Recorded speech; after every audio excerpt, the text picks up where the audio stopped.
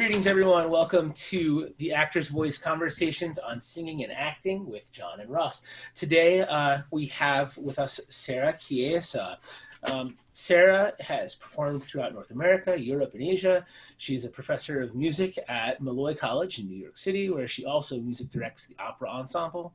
She's been a resident guest artist and coach with Opera de Montreal, Fort Worth Opera, and Michigan Opera Theater. In 2018 and 19, Sara was assistant professor of vocal coaching and collaborative piano at Utah State. And she's got a huge list of just opera companies and theaters and things here. I won't go through them all. Private coachings in New York, private studio things, on Broadway, off Broadway, all kinds of things that I want her to tell you about. So Sara, welcome to the show. Thank you. I want you to be my new press person. I mean, that was amazing. It's funny. I'm looking down at a bio, and some of these, of course, we're talking to some really great people, but I'm like, how much of this do I really want to read? And how much would we rather hear from them? So actually, that's kind of what we do to start off. Our first question is pretty open-ended. We just want you to kind of tell us about your journey. How did you get started in music performance, theater, opera, and how did you wind up where you are now? Okay, well, I was pretty precocious as a kid, too smart, one of those kinds of kids. I think a lot of musicians are. And I was asked to be the lead in the third grade play as the docent at a museum, and the name was Fran Ramblon, because there were so many lines. So they said, it's impossible, Sara, you're only in third grade. We're going to give you a clipboard so that you can cheat for the lines. So you don't have to memorize them all, don't worry. And I thought, no way am I using that clipboard. So I memorized all the lines. The play was a smashing success. If you haven't heard of it, it'll be out on DVD soon. And that was the beginning of it. So I loved theater. I loved telling a story. That play was about going all over the United States and what that was about. But of course I was young, and also I thought you just have to memorize a bunch of lines. That's what I thought it was. So it was the next year I went and saw, now I'm dating myself, but saw Sister Act 2 in theaters. Some of my students are horrified that I saw it in theaters, but and it just kind of blew my mind that people can do music for a job, for a life. I didn't really know. It always just seemed like something fun on the side. So that was truly one of the most inspiring moments, to see that movie in theaters, with my mom. So that was a big moment for me. And then it just evolved from there. I was in acting classes from grades 3 through grade 12, and I even taught acting when I was in high school to the younger kids. And that was one of the great, truly, educations of my life. It taught me self-confidence, self-awareness, how to take up space in a room. That taught me far more than any, 9-to-5 school. So that was really the origins of everything. And then I started piano lessons at 9, and I just loved music. I mean, my whole life as a kid, they always knew if I was sick or something, I was feeling better when I would sing. So I would play music, I would sing, and I took piano lessons, which 9 is a little bit, late by some standards to start. But I played catch up. I had some great teachers. And yeah, it really just took off from there. I had a great high school choir teacher who sat us all down, those of us who said we wanted to go into music. Pat Pasquaretti is his name. I need to shout him out. And he is just one of the smartest, mouthiest, will just serve it up to you straight kind of people. And he took all the high schoolers and he said, if you can see yourselves doing anything else, just do that instead. Music's a hard road. It's a hard journey. And to be honest, at the time, I thought I could see myself doing a lot of other things, language or being a teacher of some other kind. But I choose music anyway. So he encouraged me. And then I got, I don't know how far you want me to go, but I went to college for 10 years after that. So he didn't determine somehow. Yeah, I'd definitely be interested. I know you've got a host of degrees here, so go ahead and tell us where you went, at least, and what.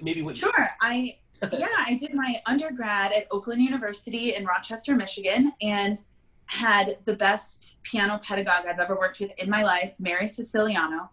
And she just, I mean, that lovely woman is still the first call I make whenever I get a new job or have an interview or something.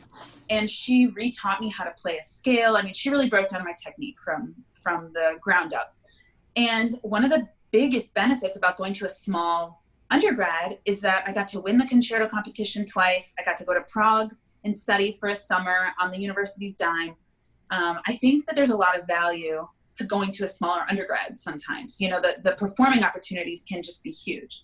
So that was really thrilling. And then I did my master's at Bowling Green. And the most crucial thing that happened there, it was a master's in piano performance, but head of voice, Chris Scholl, a good friend to this day, he said, I know we probably all agree on that. Oh, he Chris, said to me, yeah, a great guy. He said, I noticed you have enthusiasm for singers. And whenever we have faculty voice meetings, one of the biggest problems is that pianists don't care about the singers. They don't care to practice or work with singers. Sorry, didn't mean to interrupt you. That's hilarious. Sometimes also deserved. Yeah. So he probably foolishly, but it worked out. He said, do you want to music direct the telephone? It can be your whole project. Oh, and by the way, Kevin Bylsma, who was also great to me at Bowling Green, Kevin needs an assistant music director on Popea, in coronation of Popea. I mean, I had never done Italian opera. I didn't even know if I was positive how to realize the figured bass. Anyway, he just threw me into the deep end. And that was great. It got me a lot of opportunities. It taught me a whole bunch. And then I worked at Bowling Green for a year, kind of just picking up the slack. There was way too much for Kevin to do alone. So, I played some shows, coached some singers, played voice lessons. It was great. And then I did my doctorate at Florida State in collaborative piano. And a similar thing happened there. They threw me into the deep end. Days into my time in Tallahassee, they said, oh, we've had some switch ups. We need you, instead of being on accompanying assistantship like you were supposed to, play in studios, whatever, we're going to need you to be on opera assistantship. And I said, what? And they said, yeah, your opera's Onegin, and it starts in 2 weeks. Yeah. So that happened. That was a thing that happened. And so I was on opera assistantship for 2 years there, and then accompanying assistantship for the other year. So that meant you can't just specialize just with singers. I had to play bassoon recitals and flute recitals and all of that. But I tried to work with singers as much as possible, since that's really where my passion was. That's fantastic. I would love to pull back the curtain a bit on the decision-making process. Why did you go where you went? That's a great question. Well, I think part of it is I'm from the Detroit area. So I just traveled, gradually down I-75. I went 30 minutes away from home. I think I wanted to be near family for the undergrad, and I was a little bit clueless. I didn't really know. I don't come from a musical family. So any research I was doing, it was better than like a card catalog, but you got to think technology. This was 2002, 2003 when I was looking. It wasn't the same. So it was difficult to get the information. So I think that was more out of necessity. And then, like I said, to this day, best piano pedagogue I've had, Mary Siciliano. So that really worked out. Can't even believe it. And then for my master's, Mary was helping guide me. I wanted to go a little bit farther away. And, I was excited about the teacher there, Laura Melton. I think that's the most important thing about a master's. I tell all of my vocal students is the teacher. We can talk more about that. And then I applied to, I think it was 7 or 8 schools for my doctorate. And it was just a combination of things. I almost went for my master's, it was close between Bowling Green and Houston, University of Houston. And then for my doctorate, it was close between Florida State and Illinois Urbana-Champaign.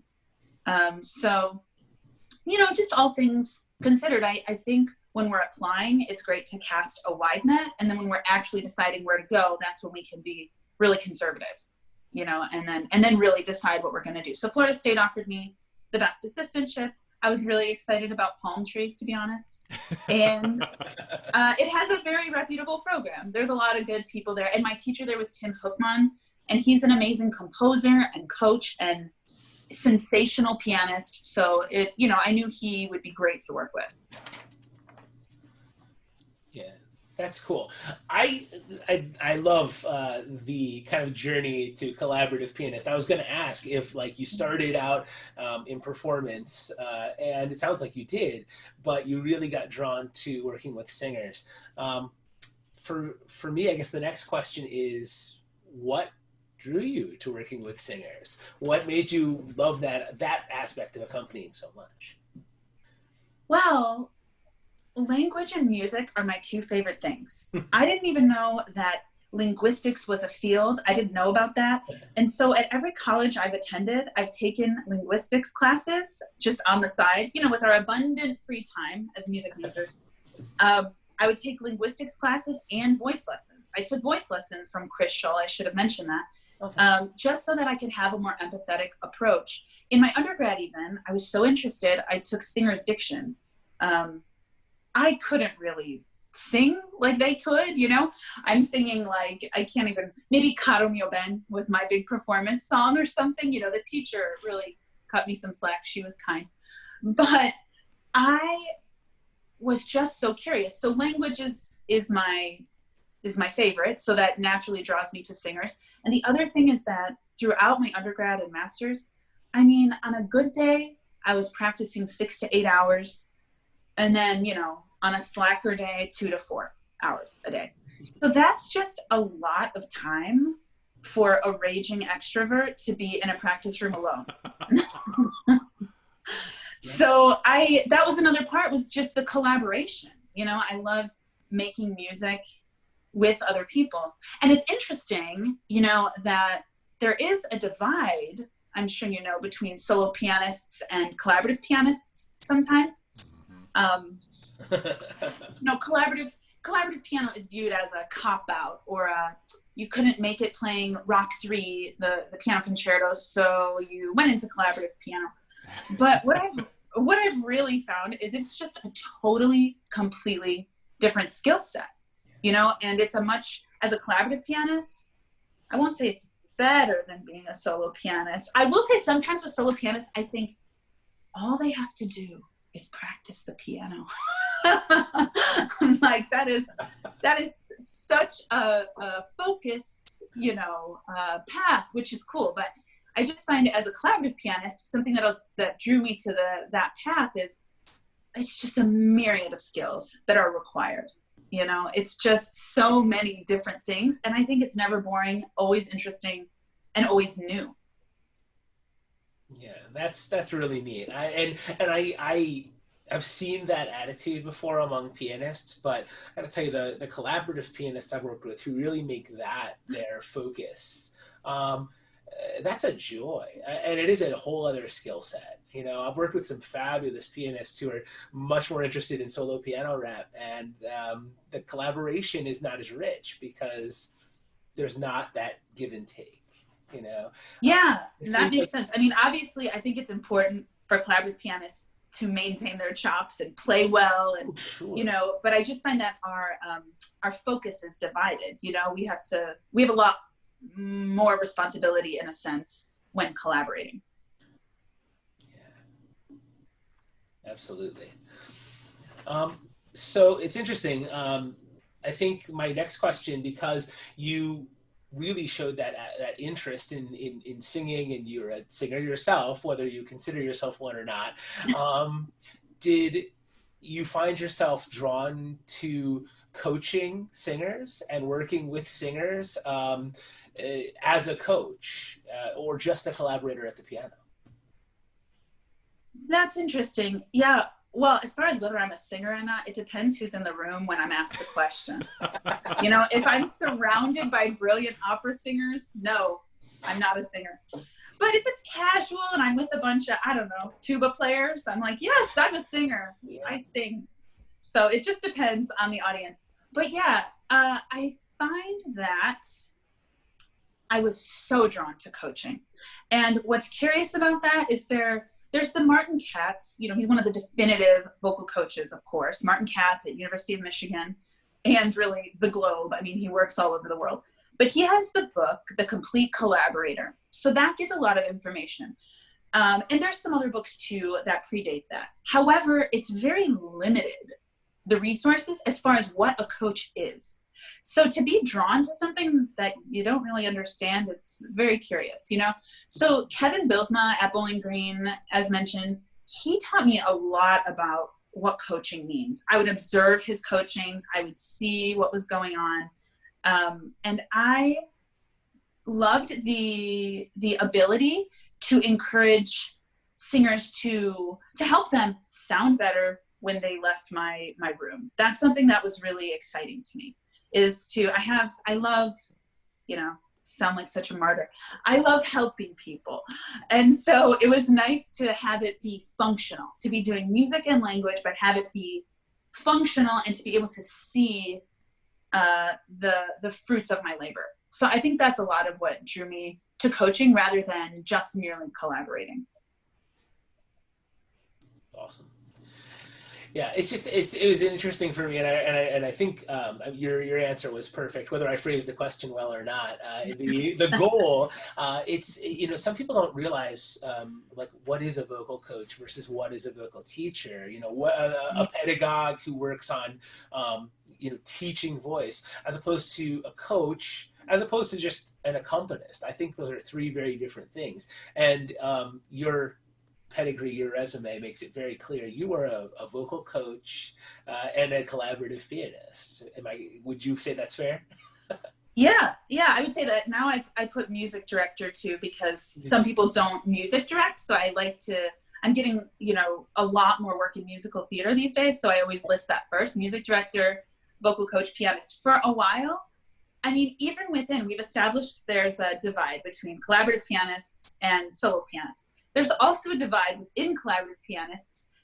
It's, you know, I would say underground and not talked about a lot, but whether you consider yourself a pianist then a coach, or a coach then a pianist, it's like a whole thing. And so for me, for a while, I started to be so rebellious and list Sara Chiesa, coach pianist, instead of pianist coach. That's me getting crazy. But I would list that because it's just where my passion lies, you know? So yes, I do think it is all very different things. And the number one thing I know for sure about a coach and what a coach is that we're all after the same goal: helping the singer sound better, have more success, right? And I find that there's just many paths to the same goal, you know? And so some coaches are, you know, much more well-versed in vocal technique, and they're going to go down that route, particularly in New York, I'm thinking. Some coaches go that route, which makes the line blurry about coach and teacher. And some singers really want that quality in a coach, and some really don't want that. So that's what's the beauty about coaches, is some coaches will use that, more technique. I'm very language focused. There will never be one coaching that passes where we don't talk about the intentionality of the text. That's something I'm going to be talking about every single coaching, you know. And some other people, they prefer to use more imagery and talk about, you know, sing like this, the flowers or the sky or something. I don't know. It's not what I do. But so I think it's really a cool thing that with coaches, there's lots of different avenues, lots of rays to the sun, and singers, therefore, can pick what works for them. I don't think every coach works for every singer. And so it's a beautiful thing that singers can learn in the way most helpful to their style. Yeah, that's wonderful. And you already mentioned language being one of the things that you will always work on. What else do you find you are listening for, or you find yourself repeating with singers regularly? What are some of the highlights when you're working with somebody? I'm just thinking of my students at Utah State. They would be laughing at this question because they very kindly one day put all of my famous quotes on my door in hearts, and there are several things. So essentially, that's just, it's making me laugh to think about that. Very sweet students, but anyway, I want to try to get people to sing. I find that things come in steps, and so we can talk about intentionality and making sure that the text is good in this bar, that this vowel is correct, but that's not the end. So what I find is students often have really great ideas in like microcosms, so I want to link that. Let's sing at least a 4-bar phrase, maybe 8 if we're feeling crazy. So what I would say a lot is over the bar, over the bar. They always quote that because I think it's important. So we talk about, for example, a 3/4 bar, it's not 1 2 3, it's 2 3 1 2 3 1, and it applies to anything. But so that's one of the main things, is getting those little great ideas that a singer has into, strung along together to be one great idea, looking at the bigger picture. That's for sure one main one. Another one, I'm really into the ah vowel. Which one? I just think I think it's great that we have a series where we can say things like, I'm really into the ah vowel. Right. I know. That just makes me happy. Yeah. Oh God. Yeah. How obnoxious is that? But I think that the ah vowel is the key to most things, honestly.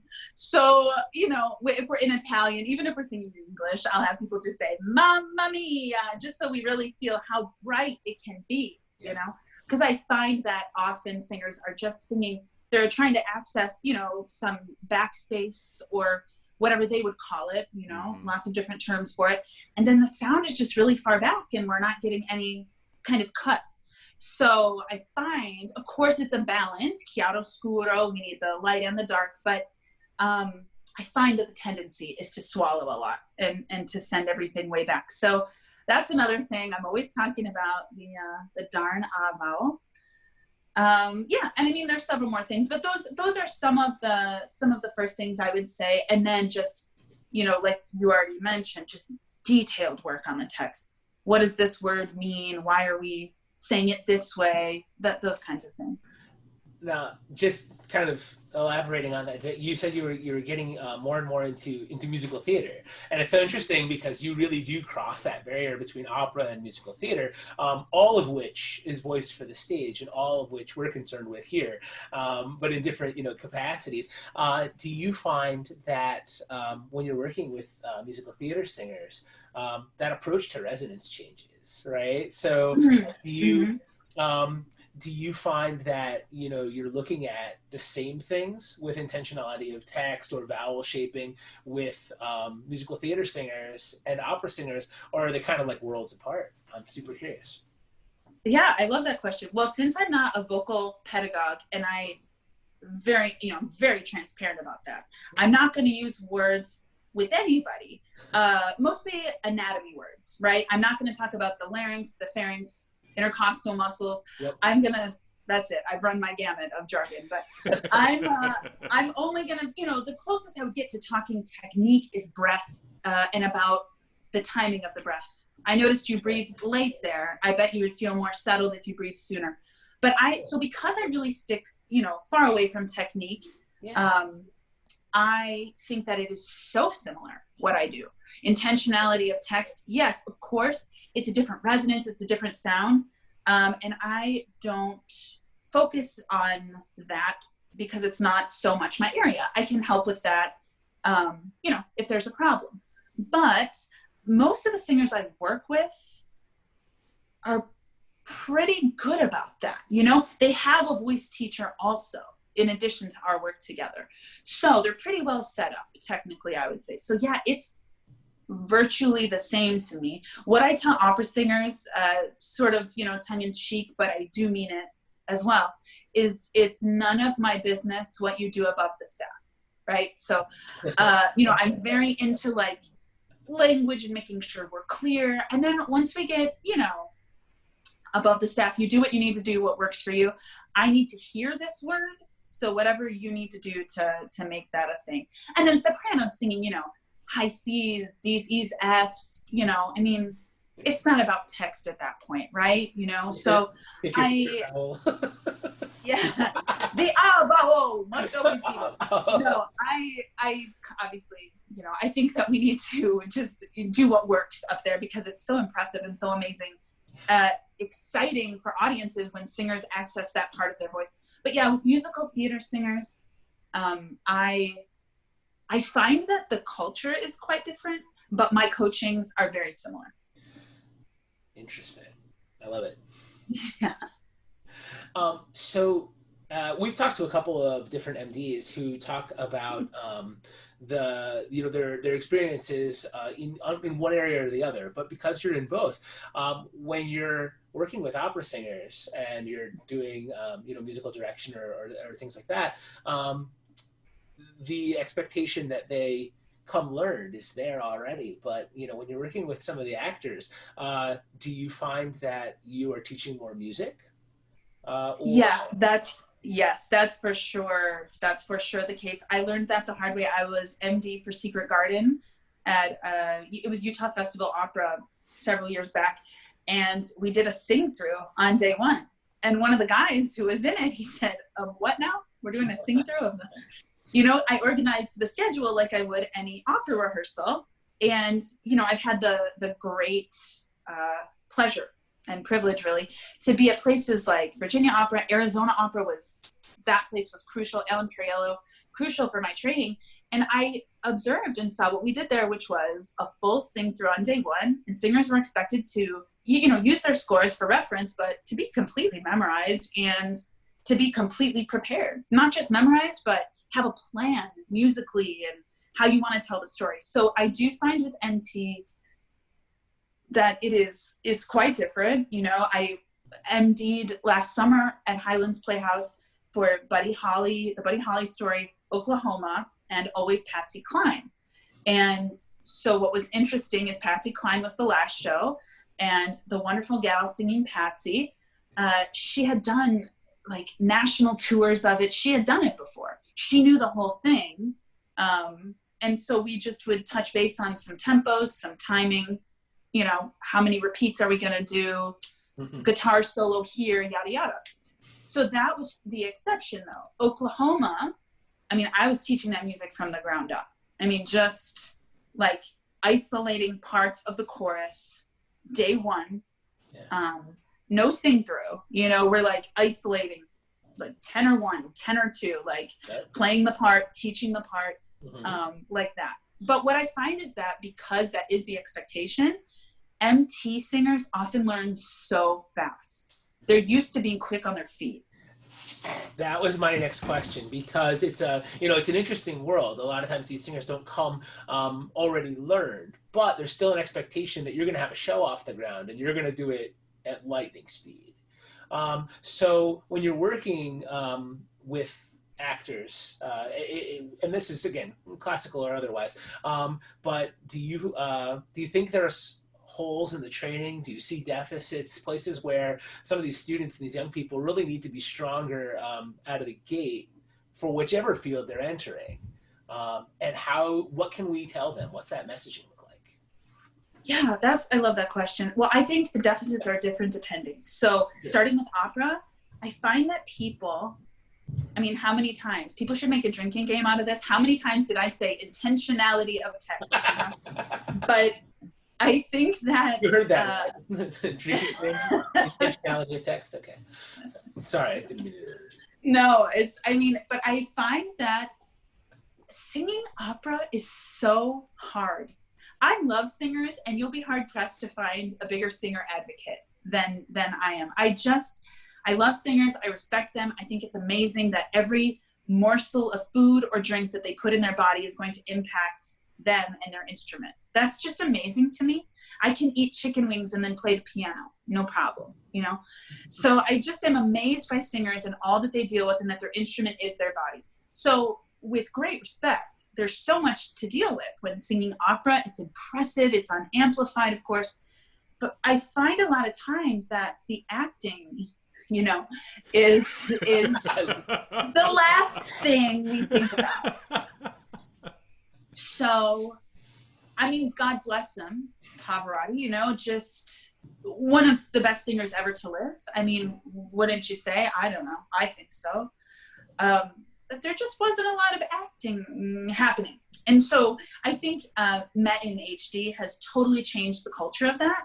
You know, getting up and singing and looking beautiful, those are all requirements now to be an opera, but it's not enough. You've got to tell the story. You know, you have to really get behind the whole story, the whole text, not just your character, but the entire work that you're dealing with. And then where does that work, even bigger picture, fit into history? You know, I'm thinking of like the trilogies that exist, you know, Puccini and Suor Angelica and that, or also Figaro and Barber, and like reading the Beaumarchais and stuff like that. I just think it's important to go back to the source material and really learn. I find that, to pivot, that's something that the MT singers do really, really well, you know, is that they're telling a story, they're in it. When I was at Florida State, I played for a lot of MTs, and it was just the greatest joy of my every week, their studio class. And they had to get up and say every single song, every single time they sang, my objective is this. You know, they had to declare an objective, short objective. So one of the party tricks, if you want to call it, when I'm giving a master class, one of the things I love to do, party tricks also work, you know, they're not just smoke and mirrors, but one of the party tricks that works is I will ask a singer, what is this piece about in one sentence? And they can easily do that. Then I say, what is this piece about in one short phrase? That's a little bit harder. And then what is this piece about in one word? You have one word. And they're always, can I have two? Can I hyphenate it? I'm like, no, one word. And so I think when we force classical singers to get in that mindset that musical theater singers are already in, they're trained that way, that really helps them tell the story. In contrast with musical theater singers, I find sometimes after they graduate, their vocal technique and ability kind of plateaus. They don't place as much emphasis on, the singing, I would say the technical aspects of singing. Because, you know, in New York particularly, they have a day job that they have to be working probably. They're taking dance classes all the time. You know, again, it's a much broader set of skills that they have to have. So I think that, the common deficit there is that they let their vocal technique slide because it was good enough in college, you know, and so they need a reminder to keep honing that and working on that. Those are great observations. I love that. And it's interesting because, I mean, we just within ourselves, you know, I think one of the things that we love to discuss just kind of off the grid is those differences and how they work, because we between us, John and I, do a little bit of each world as well. And I think those observations are really spot on. The emphasis and the need for vocal technique in both disciplines, but also the need to broaden that actor-singer connection. I love that. So I'm going to just kind of skip down our list here because you've covered so much wonderful material today. Can you tell us a little bit about the nature of the gig actor life? You've been everywhere and you've done everything. So I'm super curious about, you know, what does that look like as we piece it together as artists?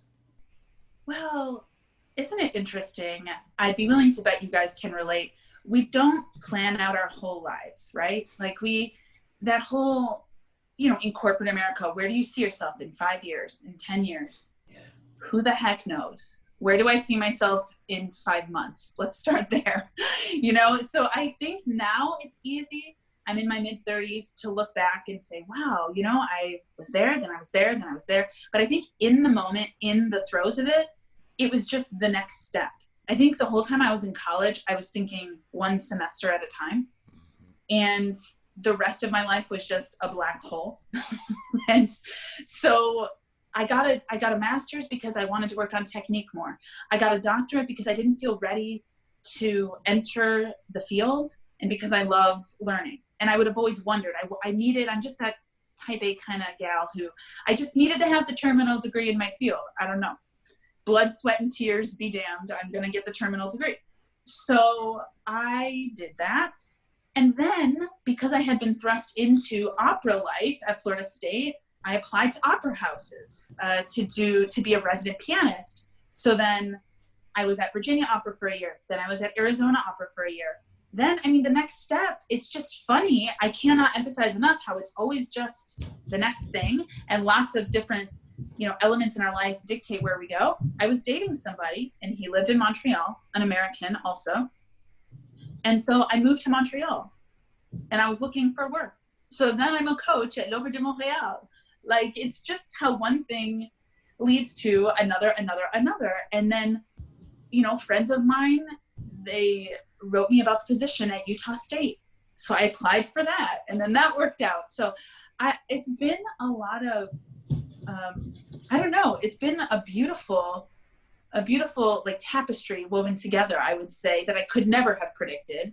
And if you had asked me 10 years ago what it would have looked like, I would have never known that this is what it was. But I guess to my core, I've always known that I think travel is essential for growth, whatever that means. You don't have to come from, affluent means to be able to do that. I mean, I worked in Singapore.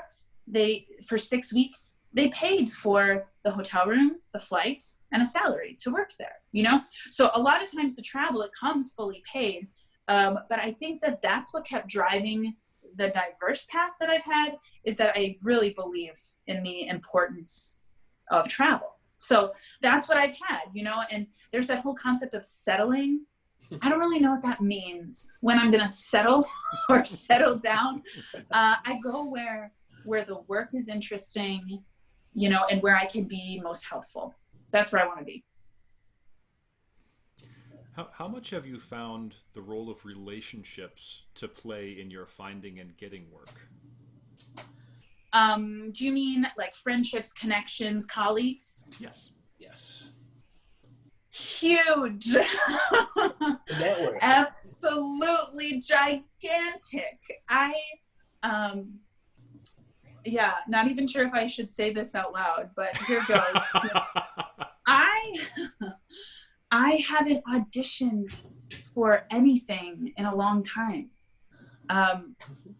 because,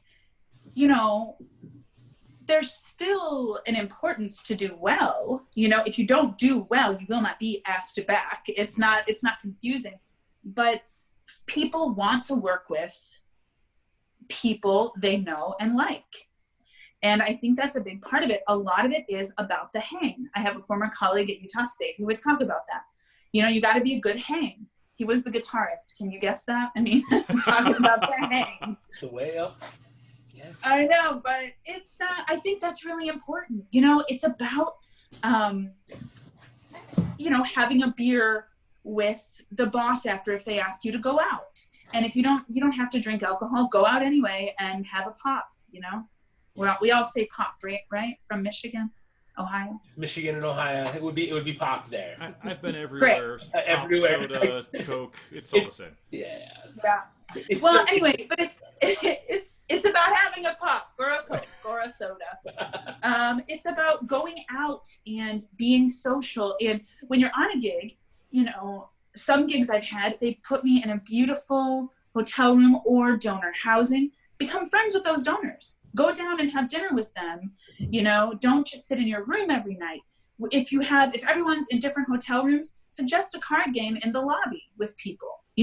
Things like that. It's about, I think it is so, so crucial. I mean, just so crucial. It's all about relationships, and it is about networking. And I saw a thing recently. It was Geraldine Anello. She's great, great MD. And she posted, go ahead. No, we just talked to her last week, John, was it? Yeah. Oh, how great. She's doing such good things for the field, such good things. But I read, some things she was talking about networking, and it's so true. It doesn't mean just write somebody way above you in the food chain. You can do that. But it's about, the everyday relations that you have and your colleagues when you're in college, that those are the people who will be running companies. People you might never have guessed. You know, those are the people. So I think it's just important to be kind, to be on time. You know, all the things that we know are more crucial than we might think. You know, be kind, be on time, show up prepared. There's a myriad of things we can't control. So control the things we can the best to our abilities. And yeah, you never know who's watching or what the gig will lead to. It's amazing advice. I mean, just all throughout this this conversation has just been packed with wonderful advice for students. A theme that we've run into, I think, with a few people we've talked to, saying yes to opportunities and not knowing where those opportunities will lead, and knowing that your network, the people that you know and you meet and you work with, become your lifeline. It's a tremendous thing, and it's really important, I think, for a lot of these young actors, young and aspiring singers, actors, musicians, all of us to know. Yeah, where are we next here? You know, I would love to know, just in such a diverse career, do you have a career highlight or an aspiration, something you want to happen next, or something that happened that was just so great you look back on with? Yeah, I mean, there's lots of those things. It's all been really great. There's been some great shows I've been a part of where, you know, just in the moment that it's amazing. One of those was Side by Sondheim. I did it with Resonance Works in Pittsburgh, and the cast was out of this world. I was working with Rob Frankenberry as the other pianist. He's amazing. So we knew every single day work didn't feel like work. It felt so special. That was one of my favorite shows I've done. As far as an aspiration, yeah, I want to be MDing more, you know, whether that means more regional work like I've done, I'm cool with that. Off Broadway, the Broadway, you know, that's where I want to be. I want to be making music and helping others to make music at their highest level, at the highest level where it's happening, you know? So that would be my aspiration, I would say. And some highlights, Singapore. I mean, I had never been to Asia. You know, I was doing Orpheus in the Underworld in English with an all Singaporean cast where they learned British English. The director was Australian, and here's this American music director coming in. So we had to unify our concept of English quite quickly. And I mean, as you know, this language lover that I am, I mean, it was so fun. I loved that challenge. I didn't anticipate that. I didn't know. I didn't think about that. I thought we're all just going to be doing this in Mid-Atlantic. That's what will happen. But no, it was a whole discussion when the singers come in and they sing, "Raise your glasses." And I thought, oh, shoot. we've got to talk. So no rolled R's. And of course, let's get the ah vowel back in there. So it was great. That was great. One random thing I did, so random. New York is the best. That's what I think. People say, oh, it's the best, it's the worst. It's the best. And I can't wait to get back there whenever this quarantine is lifted. I'm currently in Detroit. So my hometown, I love it, but I can't wait to get back to New York. But I got a call randomly on a Saturday a couple years ago. I was only working in New York for 2 weeks at the time. Haven't moved there officially till this past fall. So this was a couple years ago, and they said, hi, Sara, I liked this man. I liked what you did with my client the other day in his coaching. It had great results. I was wondering if you'd be willing to coach my other client today. She has a Broadway callback audition in 2 days from now. And I said, yeah, I mean, sure. Okay, what's going on? It just all felt very pressing. And, you know, I thought, like, what's the hurry here? But anyway, he said, yeah, my client is Peppermint. You might know her from RuPaul's Drag Race season 9. And to be honest, I don't watch Drag Race, but I have friends who are obsessed. So I was in a good place because I knew that, you know, Peppermint is just an icon, you know, just so influential. But I didn't watch the show, so I wasn't super starstruck or anything. So called Peppermint, went over to Peppermint's apartment. We were in Harlem, up Washington Heights, and just went there, and we worked for about an hour. And then she took her audition for Head Over Heels 2 days later and landed the part. It was exciting. Awesome. So it was things like that. You just never know what's going to happen. And I find New York's the best for that. So yeah, those are some highlights. I would say it's mostly been highlights. You know, most of the things have something great you can take away. And sometimes the whole thing is great. So I think it's mostly been great. Awesome. That's really cool. I know with the situation right now with the pandemic and all, a lot of projects have kind of been sidelined, but I want to talk about current projects because you do have all kinds of things going on with your series right now. So I definitely want to have a chance to plug that. Can you tell us about your songs from a quarantine extrovert? Yes. Yeah, so the series, again, similar to how I described my whole life, this is a microcosm of that. I did not know how many videos I wanted to make or what was going to happen. It sort of just went one from the other. And now right after this, I'll release the 16th. So I have more of a vision now of what I want to happen. But yeah, it's called There's No Place Like Home, Songs from a Quarantined Extrovert. And I collaborate with my amazing friends and colleagues. You know, it started out with Natalie Polito, a dear friend and amazing opera singer. She sings Queen of the Night all over. We wanted to shout out Stephen Sondheim for his 90th birthday. I believe it was March 22nd. So we filmed No One Is Alone. And you know, that video, I'm very proud of it. We did well, but gosh, we were flying by the seat of our pants. I opened iMovie for the first time that day, you know? Yeah. I was just figuring it out as I went. So anyway, now it's led to, you know, several different artists being featured. And the whole theme is that it's uplifting or interesting songs during this time. And it's a song that the singer knows really well and loves to sing. So that's where it's at. And it's been so great. I still don't know who it's for. You know, is it for me to give me something to do? Is it for my singers I'm collaborating with? It gives them a reason to wash their hair and get out of bed that day? Or is it for the people enjoying the videos? You know, I think it's really a conglomeration. And it's been nice to be able to contribute some kind of art during this time. I think that's great. And I think it really stems back to something we said before we started recording when you'd said that, you know, everyone's interested in staying connected right now. There's so many people who want to talk, who want to sing, who want to make art, whatever they do. And so I know so many of the people we talk to have something going on despite all odds. and I think it's really important to highlight those things. So your YouTube channel is up. You can search Sara Chiesa, you can search Songs from a Quarantined Extrovert, and we'll find those videos, right? Yes. Yeah, that's great. I just got to customize my URL. It was a big day. Small victories. Excellent. I don't know if I can add that to my resume. Customized URL on YouTube. We'll see. Absolutely. YouTube channel, yes. Milk it where you can. Yes. But yeah, I have all the videos there. They're on IGTV. They're on Facebook too. So yeah, they should be pretty easy to find. And I totally agree with what you're saying. We all do want to stay connected at this time. You know, it's if we can't be collaborating in person, it's the next best thing. So yeah, I love it. Well, I think we're down to our final question here, right, John? Yeah.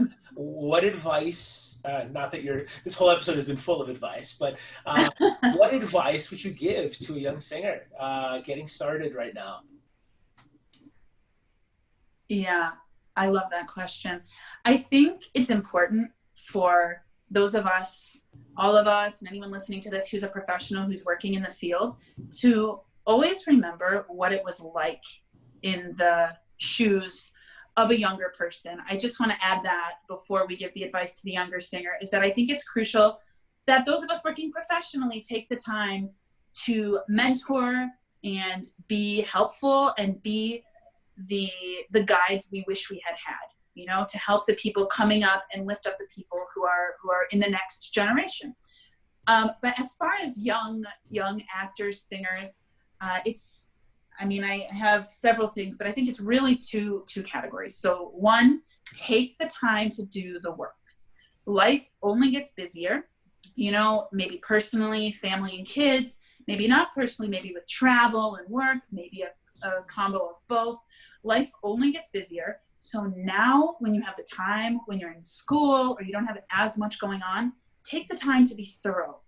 Go to the source material, research, you know, what are you even singing about and why? Why did the curtain go up on this show today?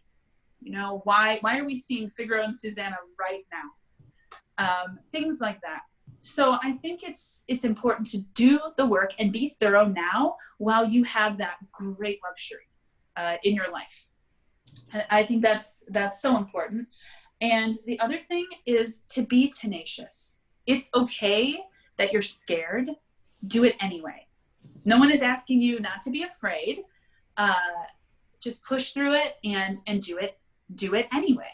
A quote that I am often, you know, quoted from my students at Utah State was, "You get half of what you ask for and none of what you don't."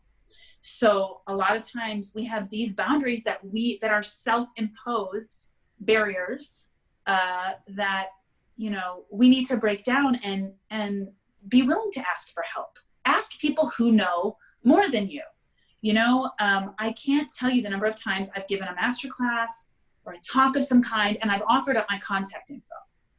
And I've said, please write me with any questions. I'd love to help you, you know, on this journey. And it is a shockingly small number of people who take me up on that. I would have been so hungry for that back, you know, a decade ago or a decade and a half ago. I would have loved to write somebody who's working in the field I'm aspiring to work in. So I think, you know, it's about making connections, as John said. And I would encourage people to be tenacious in all ways, you know, in the work and in the connection and network building as well. It's great. It's great. Wow. Thank you so much, Sara. This has been wonderful. Yeah, my pleasure. Thanks for having me, you guys. It's been Absolutely. so great to talk to you. What a joy. All right. Well, thanks everyone, and we'll see you next time.